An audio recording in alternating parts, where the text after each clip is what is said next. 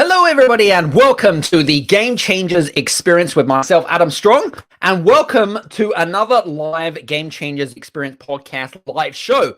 One of the things I love about these type of shows is that we get to have this amazing interaction and human connection with you guys that we're streaming out on LinkedIn, through YouTube, and on Twitter as well. So if you guys are listening to us, do me a favor, use the hashtag live, use the hashtag replay. That'd be super awesome.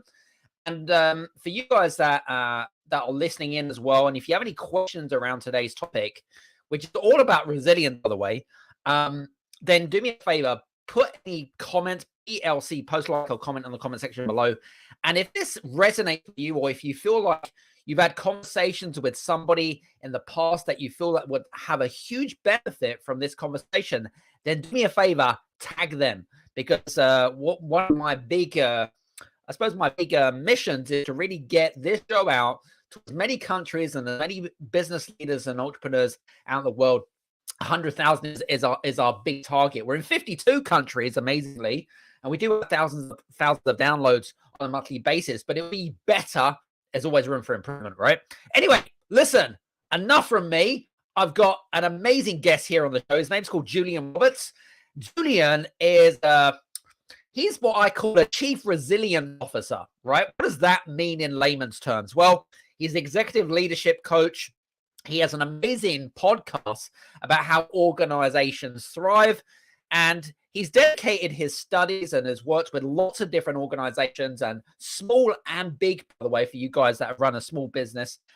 His big mission is really about how to help, how to help a lot of business leaders and organizations get that edge in terms of like resilience, using a lot of psychological strategies, but he's also created an amazing framework as well. And has worked with, I was actually reading his LinkedIn profile. He actually worked with a number of ladies who actually rode for 35 days. I'm not sure if they actually accomplished it. I didn't delve in enough deep. I'm sure that Julian will talks a little bit more about it. But they were a group of 6, and they talked a little bit about resilience, and you can read all about it on LinkedIn on Julian's LinkedIn profile as well. So we'll talk a little bit about that as well. So what are we going to be talking about today, ladies and gents? Apart from resilience, right? We're talking a little bit about the differences between mental toughness and resilience, because I think that there are some subtle differences. So we're going to have a conversation around that. We're also going to be talking a little bit about some of the mistakes, or what I call cracks. Like what are the cracks that we look for in teams when it comes to if a team isn't resilient enough? Like what are we going to do about that? And also we can get stuck in cycles, right? So cycles of despair, cycles of motivation, cycles of conflict. How can we get out of those cycles in order to create what I call a force field, or a barrier, which helps cement teams in terms of their performance as well. We're also going to be talking a little bit about vulnerability. We're going to talk about communication, all of that fun stuff, all to do with teams and things like that. So listen, I'm going to enjoy today's conversation. Julian is a great expert of this, and I'm really going to enjoy our conversation. So listen, if you are listening to us live, use the hashtag live, use the hashtag replay.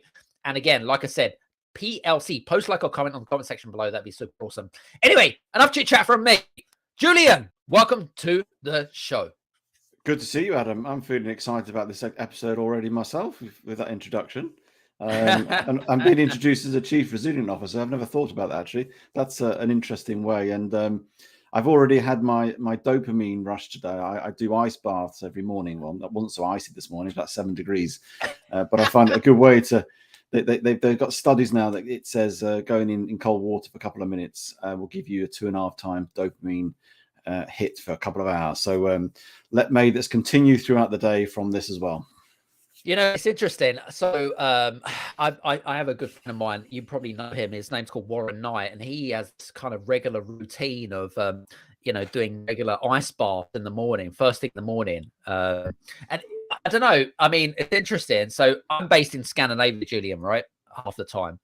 And one of their regular routines is have a hot sauna and then drop into like an ice bath or some sort of plunge pool or something like that, right? And now there's actually a lake not far from here, right? This is one of my very first experiences of coming to Scandinavia, right? So I went to this public sauna, if you like. Okay, now everyone was naked. Everyone was butt naked, literally butt naked, men and women. It was a mixed sauna, right?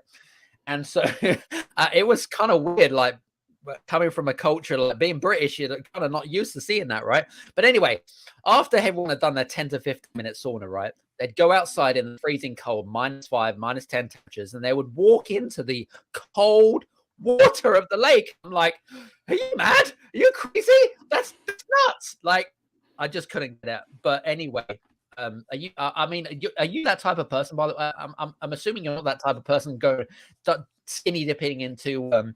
Yeah, I do sort of swimwear, but yes, I would be happily going to a lake that's whatever below freezing. I know my ice pod early in the year got to -1. I was breaking the ice off it, and I go in the sea every week, which is at the moment about 7-8 degrees. But it's a brilliant way to start the day. It's a good habit. I say there is some scientific stuff around all the sort of circulation, the physiological, but for me, it's the sort of mental toughness it does create, because it means you start the day that you've overcome something pretty harsh. It is harsh, obviously, and it means it sets you up really well that actually I can overcome that. I can do a lot of other stuff throughout the day. So it creates that sense of achievement, but also helps you de-stress as well. It reduces your stress when you get into situations where you're feeling a little bit like you don't panic as much because you're a lot more controlled, because you know you can control your breathing, you know you can control stress response because you've just done it this morning. So fantastic. I always recommend it. So you're probably one of the crazy people that go out and go out for a swim in the ocean on Boxing Day, right? Have you seen those people? Well, yeah. Well, this all started last in New Year 2022, and with some friends, and then it just snowballed into doing it every week. And I say doing it with other people is like a social thing. And in fact, I put a post out a few weeks ago that I did this with some friends, and then in my local sort of networking, they said, "Oh, we'll be up for that." And so actually this week we did it. We all came together in my garden, bacon sarnies afterwards, and it almost created a networking event whilst stripping off, going in some cold water, and it was a great thing to do. Brilliant. I love that kind of like creativity juices. That's kind of cool. That's definitely a new way of doing some business networking. 100% love that. Yes. Anyway, looking forward to this conversation. So talking about resilience and stuff, and I would kind of like jump in here because, you know, coming from from a discipline of, elite athletes and elite running myself, I talk a little bit about mental toughness. Is there a kind of like, is resilience and mental toughness, are they different in your eyes from your perspective? And what are the subtle differences? Any thoughts there? Yeah, that's interesting thing to point out. I think there's a nuance slightly. I think for me, resilience is it's not just about the grit determination. It's about the ability to learn as well. Because I think often we can get caught up about, oh, it's just plowing through, but actually no. Sometimes things you've got to stop, reflect, and what knocked you down. How did you get knocked down? What was causing that? And the resilience piece is the learning piece, it's the creativity, it's the innovation piece. I think mental toughness is that bit at that point when you are struggling and finding things really difficult. Now some would say this is like a trait, as in you are born as the way you are, and possibly might be something to do with that. But I recently coached an athlete who has just ran 7 marathons in 7 days on 7 continents. And she came to me to help her with the mental toughness, the mental resilience piece, and not to do the physical side. And we did various stuff coaching for sort of 3 or 4 months, and brilliantly she completed it. I'm actually catching up with her on Friday actually, just to hear the stories and what was all going on behind it. But it's interesting. I shared a real mental hack tip which I got from a guy called David Goggins. He's a sort of endurance, you probably know about endurance athlete, and he talks about the cookie jar. And this is, to me, I think, is sometimes where the mental toughness sometimes comes in. And he talks about how you have all those stories and achievements you've done in your life, you know, whether it's whatever you've done, an Ironman, you've done this, done all various things. And when you get to that point when you are really struggling, instead of just trying to fathom and trying to push through, actually just take a moment and take a deep breath and almost put your hand into the cookie jar of what you've done before. Remind yourself of that. And that starts to help you overcome and start to think, actually, I can overcome this situation because I've done this, I've done that. And that, to me, is almost probably helping you with the mental toughness at that point in inflection when you're facing with something really challenging. I was also thinking, there's a couple of good points you made there. And I'm thinking, from a mental toughness perspective, I mean, you do a lot of stuff with teams, for example, and I can understand maybe mental toughness is more applicable to individuals rather than teams. Do you know what I mean? I guess so, but in some ways, you making a sort of shared mental models in a team that can help you tough mentally as a team. So it can translate in that way as well. So in that context, does work. Yeah, love that. Some good stuff. All right. Well, listen. Now, interestingly enough, because I love the fact that you work with your client there with regards to seven marathons on 7 continents. A few in people 7 have days. done that in 7 days. That's insane. That is crazy.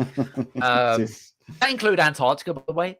It started Antarctica, went up to Cape Town, went to Perth, went to Dubai, went to Madrid, went to Brazil, I can't remember exactly where, and then to Miami in the US.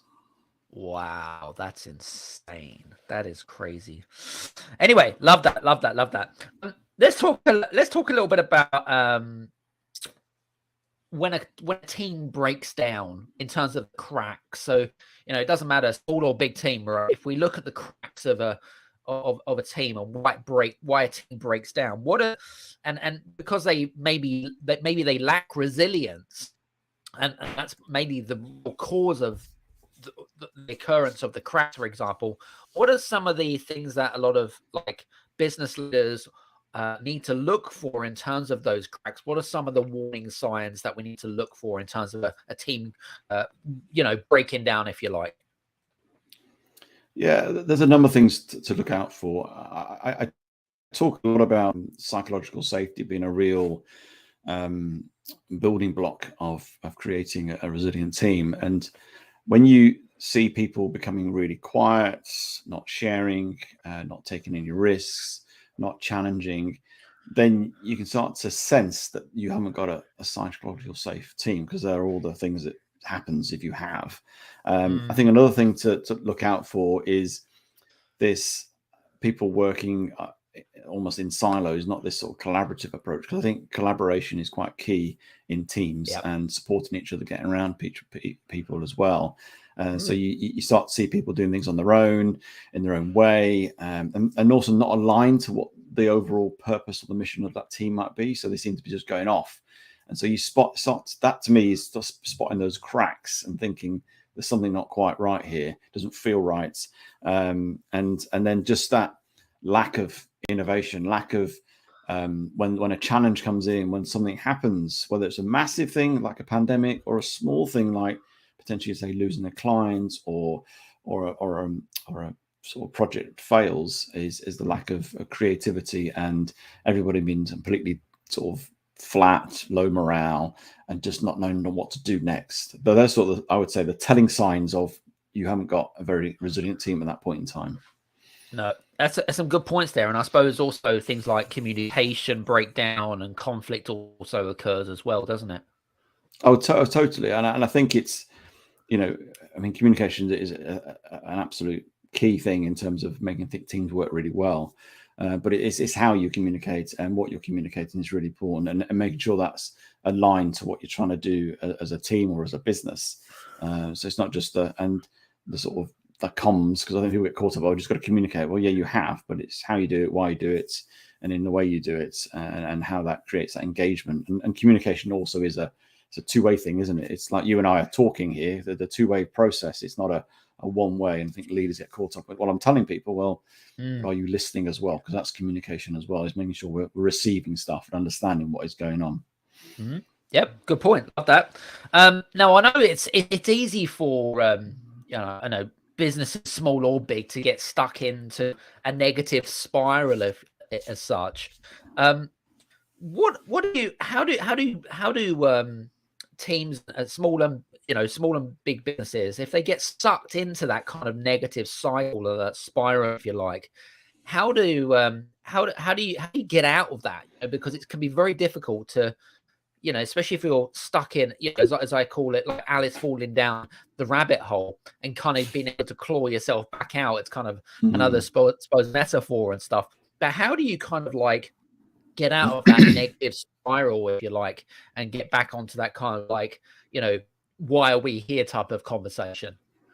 Yeah, it can be really difficult, and unfortunately, we are, as people, negatively biased. We're more likely to be more negative than positive, which sounds a bit difficult. True. I think it's our evolutionary protective defense mechanism. We're more negative about things, and so once it does spiral, unfortunately, it does almost like it's quite contagious to try and stop it. So I remember, well, we're talking 3 years now, when the pandemic all kicked off. And I remember having conversation with CEOs at the time who were in a state of shock, a state of what on earth's going on, what can I do? And, potentially that was creating a lot of negativity, not just within the team, but within the sort of leadership. And I remember one CEO particularly, and he had a quite a purpose-led sort of business and how he approached things.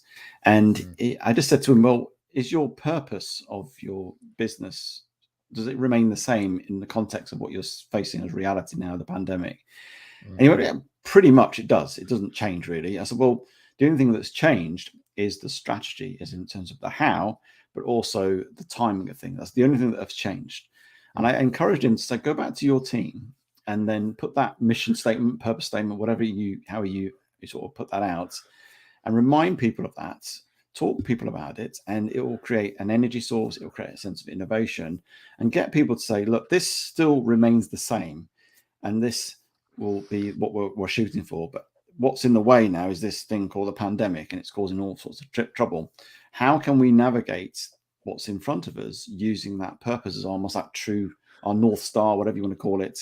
And he did that. He went away and did that with his team, and he came back to me and I said, how do you get on? He said, well, actually, it was brilliant, because just sharing the purpose again energized people, lifted people's gaze a little bit from not to dream and just to wander off and not get out of reality, but just to go look a little bit ahead, a little bit to the future of what could be. And it started to create some new ways of working, new ideas of how they could sort of meet their clients. And that started to create, and it was something like that. And he used it in a way that created that collaboration and say lifting people's gaze. And I would encourage a lot more of that, of trying to get people out of it in terms of that negative. And that's what he did. He got them out of the negative potential spiral they were going to go down into a more positive way. And that business is continued to sort of build and thrive and do really well. It's interesting. I call it the core foundations, because going back to purpose, going back to what you stand for and why you do what you do type thing, I call it the core foundations. And I feel like it's such an overlooked, undervalued topic, if you like. Do you know what I mean? Like when you have those conversations and stuff like that. And it's great to hear that he kind of like got people on his side, because so many people fail to do that. Do you know what I mean? Like, and that's why you saw so many businesses fail, because it was like, how do you control the panic, if you like? But I love that. That's some good stuff. But the key thing with purpose though is you've got to create a purpose that is beyond just making sales and profit. That's not a purpose. That's just that's a goal. We want to make more money. And yes, you need sustainability key, but it's bigger than that. It's bigger than you. It's contributing to the world, to communities, whatever it may be. And it's going to be something meaningful. And it's going to be something that you've got to live and breathe, and not just put onto your, painted on the walls. And that's our purpose statement or whatever it is. Actually, it's got to be led by the leadership. They've actually got to role model it. They've got to act it out. They've got to sort of do it and feel it. And and it's got to be continually sort of communicated and shared, and and making sure that I was talking to somebody the other day that whenever they get new clients come in, they always go, does this align to our purpose? Which is interesting. Does this get us closer to our purpose? And if it does, let's go ahead. If it doesn't, we're not going to work with that client. And it's a really good way of continuing to talk about the purpose. And so when things do happen, like the pandemic or anything really, you can go back to our purpose. How do we get back to this purpose? How do we get on track? This is our North Star. This is our guiding light. We've just gone off a bit off a track here. How do we get back onto it? And how do we navigate these challenges that are ahead of us? So it's an ongoing process within an organization. Love that. There's something that I picked up from what you were saying there, which was about role models. And, I guess, small team, big team doesn't really matter. But I guess having those role models and those leaders that can kind of steer the ship from choppy waters, if you like, if you want to call it that. But when it comes to role models, for example, when clients come to you in need of, being able to solve their problem or their challenge or whatever it is, how do you get the most out of role models, or how to develop role models so that they can be the best versions of themselves, so that it helps their teams to then kind of like move forwards? Does that make sense? Yeah, it makes perfect sense. And role modeling, we're role modeling right now. And I think people forget that the moment you are in front of somebody, and you walk into a room, have a conversation with somebody on Zoom, on a phone call, you are role modeling. And whether you're role modeling positively, negatively, you're doing something and making an impact. And I think, when I tell leaders that the moment you walk into a room, you are making some impact, and you want to be intentional and be aware that you want to make the right impact in that context. And so, it's the most important way that you will create change and create behavioral change in people around you is role modeling. It's far more powerful than you just sharing some eloquent words, sharing some wonderful graphics on a presentation, or some nice movies that you've had shot for your presentation. They're all valid and good way to communicate. I'm not saying you don't do that, but the most powerful way is you role modeling. There was a study done many years ago by a guy called Bandura, and he talked about it's called the Bandura effect. It's all about role modeling and how people get impacted by what they see cognitively, almost subconsciously. And I'll just share very quickly that the study, it was done with children. They wouldn't do the study nowadays. It was back in the 60s. They do study with children, but the nature of the study I'll show you. So they had children in one room, just sitting, playing as they would. I can't remember their age. They're quite young, I think primary school. And there was a Bobo doll, which was basically one of those blow-up sort of dolls that you hit over and it bounces back up again. So it's called a Bobo doll. And an adult went into the room and sat there. And then after a while, he would then punch the Bobo doll and a number of times, be basically quite aggressive to it. And then the other control room, they had the same scenario going with children. And an adult walked in, but the adult didn't do anything to the Bobo doll. And then I think a few hours later, the kids were then left on their own. And the room where the doll had been punched by the adult, the kids all started punching this Bobo doll and doing stuff to it and hitting it and everything else. And the ones where they didn't even touch it. And I think it shows you there was no verbal, no communication, no talking, nothing. It was role modeling, and that's how powerful it is. People see what you do and act. And if you're saying something to somebody and you are not acting on that as well, as in you're saying go this way and you're going a completely different way, then people subconsciously pick up this cognitive dissonance and doesn't feel sit right. And we've all had those scenarios with people. So be true to yourself, but be mindful that the moment you are in front of somebody, you're role modeling, and think about that. And I work a lot with clients in terms of helping them reflect back on them, almost become a mirror to them, and helping them understand the impact by taking them through some scenarios that they share with me, and how they thought they were impacting them on that scenario, and getting real self-awareness. And so I help them dial that up and become more intentional, not in a manipulative way, just in being true of who yourself and how you can make a better impact, and make sure that those values of who you are really exposed and amplified it in the right way to sort of have the maximum impact in your business. It's interesting. There's one thing that sort of came to my mind as well when it comes to if you're going through a tough time, if your business is going through a tough time, going through the mill a little bit.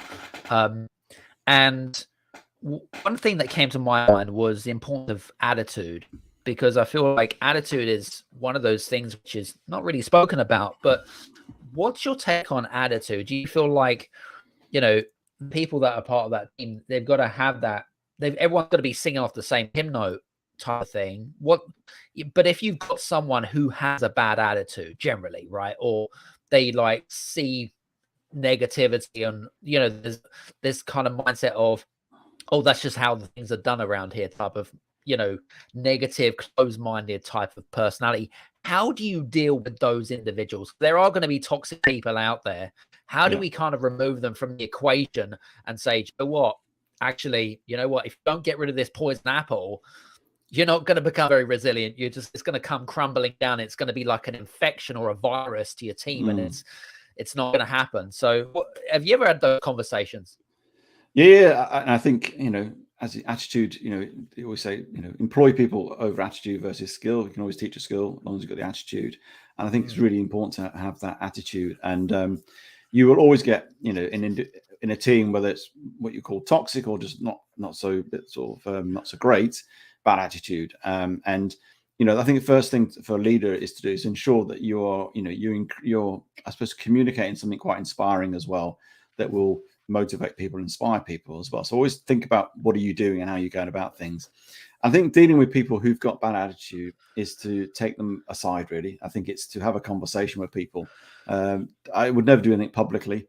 I don't think it's necessary. I think it's and ask them a question of, what are their thoughts on things? Why are they thinking what they're thinking? What do they think their attitude's like? Have they thought about it? Have they thought about their impact on other people? And depending on what their stay in as a business and what their skill set is and how important they are, just start to question them and ask them questions that makes them think a bit more about who they are, what they are, why they're doing things. And that can start to unpick stuff, because there might be just something something's just bothered them. And it might be nothing to do with what you're saying, nothing to do with the attitude. It could be something about something in their home life. It could be something that they're struggling at work. And actually, they're just using it as a defense mechanism to try and deflect away from them. And so just be mindful of that. And if it persists, I think you've got to, put some, like anything, put some boundaries in place. If they continue to be like they are, then this will start to happen and create a process, because you are impacting the business, you're impacting the team. And therefore, and obviously I'm not a HR expert, but take it down the HR route where you have to ultimately, you may have to exit that person. And I think it's just being mindful of that, that actually you've got to put some boundaries in place and just don't let it slip and think, oh, it will get better. Well, no, it won't get better until you deal with something. And if you deal with it and it works, brilliant. And you deal with it doesn't work, then you need to think about the other course of action and be quite decisive in how you go about that as well. Yeah, it's a good point. I love that. Some good stuff. Some good points. That's some good golden bombs, golden nuggets. For you guys that are listening in, by the way, if you are listening to us live, use the hashtag live, use the hashtag replay and ELC. And if you're listening to us on the podcast, also we'll make sure that Julian will put all the description notes below, and we'll also put Julian's social media links if you want to connect with him and ask any specific questions that we haven't covered in today's show. So, interestingly enough, and I mean, you've been working in this area of resilience for quite a number of years. I mean, you've got extensive experience working with big organizations as well as small ones.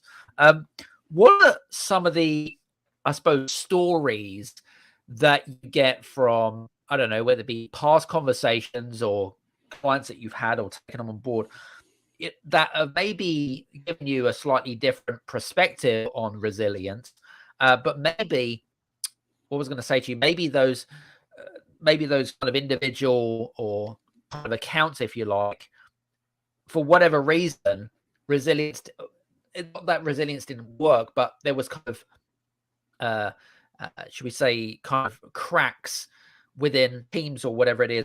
What are some of the insights that have you gained over the years in conversations with what I called failed stories, or stories that have been like, well, okay, you know, this didn't work for us, and it didn't work for us because of this or whatever it is. Have you kind of gained any new insights over the last sort of few years from all your conversations that you've had? Yeah, I suppose I don't look at it as failed stories. I think it's for feedback really, and I think as much as I work with people, it's for them to take on board. You know, I'm not there all the time. I'm there for a point. I'm a facilitator. I'm a coach, and I'll create insights and help. But ultimately, the leader and the team have to take that on board clearly. You know, I work with I think a team of ladies who were looking to row around Great Britain, and this to me is a great story of what resilience is really about, because often we talk about resilience of when, you know, like the client I just had, you know, 7 marathons, 7 days, 7 continents, did it and achieved it, and that's a great story, and that's good, and obviously we all want success, but actually sometimes things don't always work out and pan out, but we don't hear that story because that's not nice to hear, is it? So I worked with this team for 12 months. They were going to row around Great Britain, leaving Tower Bridge, London, and taking a right out to sea, and doing 2,000 miles unsupported, unaided, all the way around, going through tides and shipping channels and weather and all sorts of things. I spent a year working with them on teamwork and communication, mental resilience, a whole host of stuff, resilient processes, the lots, visualization. And they were an absolutely great team, and went from a sort of a bit of a ramshackle of a team to then, I would say, high performance in terms of when they got on that boat, when they left off. Doing so well, they got off to the coast. They did 500 miles in, got off the coast of Wales, and they were heading for an anchorage because a big storm was coming in about 24 hours, 36 hours. And they were heading for an anchorage off the sort of southeast of Ireland. Unfortunately, as weather is not a precise science, the storm came in sooner rather than later, which meant it got them. And this storm was pretty horrific. And they got into a situation where they just couldn't. They put a thing called power anchor, which helps stabilizes you, and they just couldn't get anywhere, couldn't move anywhere, and they had some damage to the boats, and they were basically in a position of things were at risk of life, effectively, and had to call out the lifeboats. Lifeboat came out and rescued them, and the lifeboat took them back to Wales, rescued them. And lifeboat actually said this was the worst storm we've had since 1972. Wow. So they were and there was 2 other boats in this sort of event as well, and they also got rescued as well. They were different parts of the sort of rowing, and they got rescued as well. And now you could say, well, they failed; they weren't very resilient. But actually, when they got back to Wales, they wanted to get back out again, which is incredible. It's madness, if I think. But they couldn't get out because they're damaged from the boat and everything else. But also what it taught them is that, you know, life is not just about getting outcomes. And in fact, we are not in control of the outcome. All we're in control of ourselves and the process. And it built to them, I suppose, you know, they've gone off in their separate lives in terms of what they're doing, but they would have learned huge from that. Yes, they didn't succeed, and they sort of failed, you could say, in that sense. But what they also did, they were part of a project that was collecting data. And this is where purpose comes in really well. So they were part of this collecting data for some climate change for the University of Portsmouth.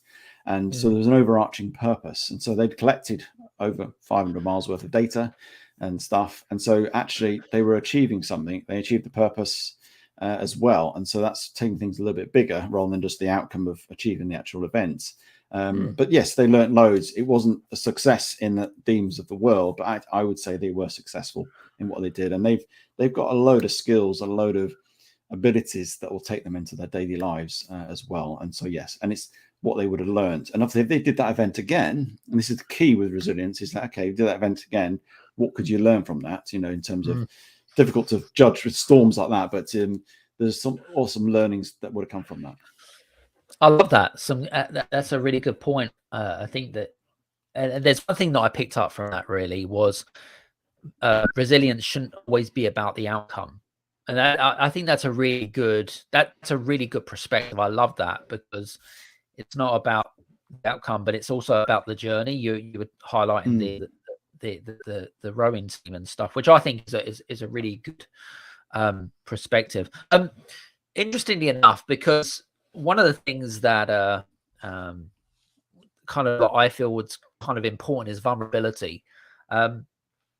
When you work with clients specifically, and you talk, and and a client is going through challenges or whatever it might be, they want to become more resilient.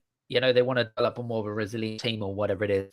What are some of the questions that you ask certain team members in terms of vulnerability? How do you expose people's vulnerability, and how do you play to their strengths? Okay, yeah. Vulnerability is an interesting one, isn't it? I think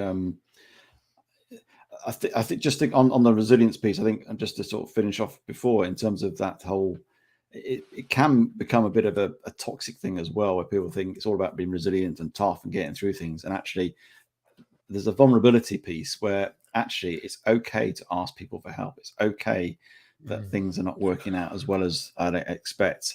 And in terms of, creating that, and I think vulnerability is an important factor, because things go wrong, things don't happen, and I think this perception, you need to be more resilient to keep going. Well, actually, it's okay to stop something and not do it, and it's okay to ask people for some help and have some support and everything else. And I think that's the vulnerability piece, I think, is where it plays into. And I often use that in the context of the psychological safety as well, which is where true psychological safety is where vulnerability is rewarded.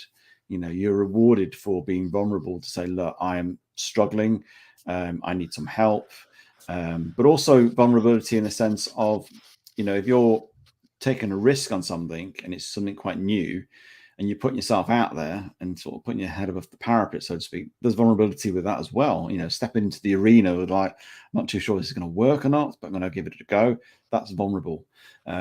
Challenging your boss on a way of working which you don't think is going to really help, but respectfully challenging, not doing it in a way that's horrible. That's vulnerability as well. That's that. So I tend to do a lot of work on the psychological safety, is developing that, asking people and saying, it's almost a question to the team, what happens when things go wrong, and I try and elicit that. What happens when your boss says something you don't agree with? What happens? And start to create that conversation that makes people think, oh, we don't normally challenge things, people, or I'm not so sure about that, and try and create that honesty and see what the team will say and do when I ask those questions. Yeah, it's a good point. I like that. Some really good stuff. That there was something else that came off the top of my mind, and it comes to whether it be working with individuals or you're working with small teams or whatever it is. I was actually thinking about the psychological and emotional, I suppose kind of like benefits, but also kind of there's also kind of a placebo to that. There's kind of like the vice versa to that. How is it that we feel? How should we feel emotionally when we're going through times of resilience as individuals? But also, is there a right or is there a wrong? Is there kind of like a, I don't know, like a playbook or a book of resilience saying, oh, your team members should feel like this, and this is the reason why. What's your take on that? I don't think there is a playbook as such. We're all different, and going through any journey of good things, bad things, we'll all respond differently. I think the thing to watch out for is often when you are facing challenges and difficulties, people go into there's the whole sort of change curve sort of reaction to things, which is good to think about. I mean, I talk that a lot with leaders about how to sort of monitor how people are reacting, whether it's to change that you've instigated or change that's been forced upon you, and just to sort of watch out for where people, get that initial shock of something. Oh, there's a pandemic type of thing, and just watching out for people's reaction and being cognitive of that the emotional state of people as well. And then people go into, I think it's denial, isn't it? It's almost like bury their heads and think, it's not going to happen. Nothing's going to harm us, and I don't want to know. Almost like, don't tell me this. And then people go into that stage where they get really frustrated, become quite verbal and quite aggressive and quite angry and emotionally. And again, it's good to allow that to happen, allow people to sort of vent and go, I'm really struggling with this, find it really difficult as well. And then there's this potential sort of depression stage. It's not depression as such, but people go a bit quiet. And again, just watching out for that quiet things. In fact, actually, they're moving through that process. And then they start to embrace and engage in this new way of working, this new thinking, this new type of thing we're doing, or this new change has been put upon me. So that's one thing I would talk about. But people, like anything, it's just being close to people, having conversation, developing those relationships with people, and allowing people to, share and open up, and really, trying to get people where they are today. We often say to people, how are you? Most people just very quickly go, I'm all right, I'm okay today. And I remember somebody telling me, a HR lady used to always say, how are you today? And put a point in time. And I've used it quite a few times in my career. And I'd go to somebody and say, how are you today? And it makes people stop and they go, well, actually, I'm not feeling great today. I'm feeling a little bit like this today. And so I think it's important to get really an understanding of where people really are at, and emotionally and sort of psychologically from that question. Yep, love that. Now, I know that we're coming towards kind of the end of our conversation, but there's one other question that kind of is nagging at me here. And I suppose if we want to become more resilient, individuals or teams, whichever it might be, but we've made the decision that we want to become a more resilient business as such. How do we become more resilient when you've got so many different personalities that you're having to deal with in a certain team? Because there's a lot of bells and whistles, there's a lot of things that you've got to take into consideration. But how do we kind of like develop that resilience, but also play, personalities and people's different personality? How can we make it more streamlined, if you like? Yeah, and without telling you everything I do with the team, because there's a lot. There's one thing that really does help people, and people like processes. People like a good old process. And I talk a lot about building in sort of resilient processes. And there's three I put in place, or encourage organizations to put in place, and it's reduce, regulate, and repair. So reduce is all about how can you reduce the likelihood of risk impact to your team, to your business? And this is what I would call, it's almost the what if scenarios, the drills. If you were the rowing team, they did man overboard drills. So somebody jumps in and they do the whole drill. And so when it happens, really, you just it's automatic and you do it.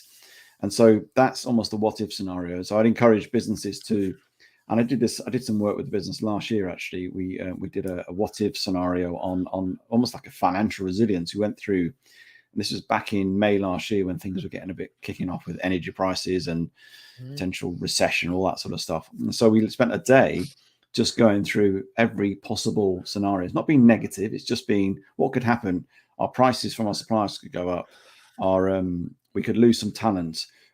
We could lose some business, and they panned it all out. And we started to then take those what ifs and financially look at it. And then, okay, if that happens, what would we do in that scenario?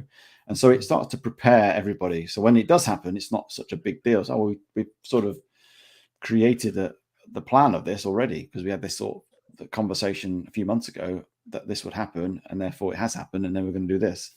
So that's one thing. And then regulate is all about when you do hit a crisis or something quite difficult, bump in the road, is the whole thing about how you manage and sort of regulates your team.